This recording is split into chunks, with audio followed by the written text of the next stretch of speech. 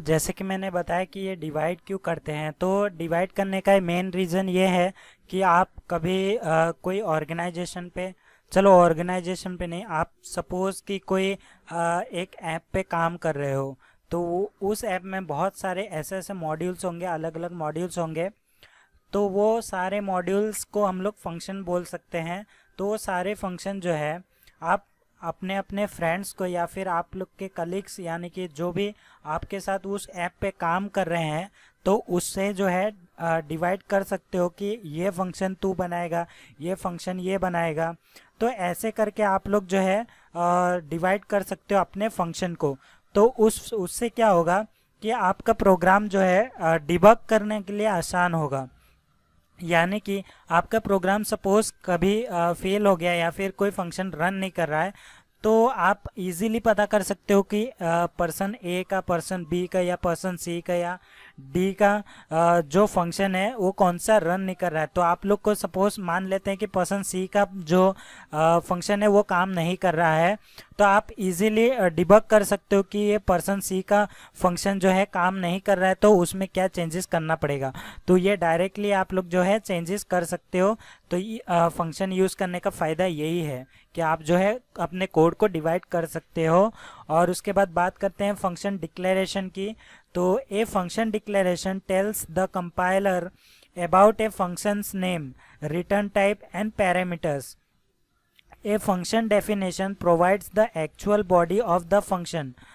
तो यहाँ पे जो फंक्शन डिक्लेरेशन है वो कंपाइलर को उसका जो रिटर्न टाइप है वो और फंक्शन का नाम और उसके अंदर पैरामीटर होगा, तो पैरामीटर वो प्रोवाइड करने का काम करता है कंपाइलर को। ओके, तो ये फंक्शन डिक्लेरेशन ऐसा होता है। तो यहाँ पे आप लोग सिंटैक्स देख सकते हो, यहाँ पे जो आर है वो मैंने ऐसे ही लिखा है ताकि यहाँ पे आप लोग को समझ में आ जाए। ये बड़े में लिखा है मैंने ऑलरेडी। तो यहाँ पे मैंने लिखा है रिटर्न टाइप। तो सबसे पहले आपका रिटर्न टाइप होगा, आपका रिटर्न टाइप इंटीजर या फिर वॉइड हो सकता है। उसके बाद आपको फंक्शन नेम देना है, तो फंक्शन का नाम आप कुछ भी रख सकते हो। और उसके अंदर ब्रैकेट के अंदर आप लोग का पैरामीटर का लिस्ट होगा।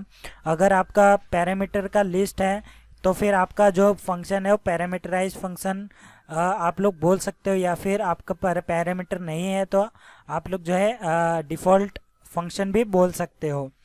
तो ये होता है फंक्शन, और इसके अंदर कर्ली ब्रेसेस के अंदर जो भी कोड होगा वो आपका फंक्शन का बॉडी होगा।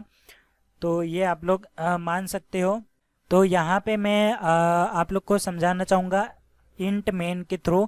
आप लोग ने अभी तक तो मेन फंक्शन किया ही है, तो यहाँ पे आप लोग का रिटर्न टाइप यानी कि आपका जो इंट टाइप है या फिर आप वॉइड लिखते हो वो, और उसके बाद फंक्शन का नाम। तो फंक्शन का नाम होता है मेन। आप लोग ने अभी तक जो भी यूज़ किया है उसमें फंक्शन का नाम मेन यूज़ किया है।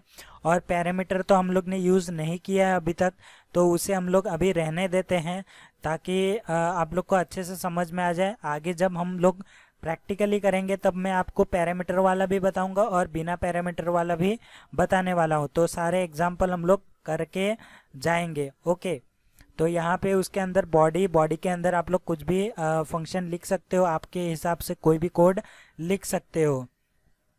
उसके बाद ये जो है लाइन लाइन हम लोग एक एक करके देखने वाले हैं सारे बॉडी पार्ट्स, यानी कि रिटर्न टाइप हो गया, फिर फंक्शन नेम, ये सारे कुछ हम लोग नेक्स्ट वीडियो में हम लोग एक एक करके देखेंगे।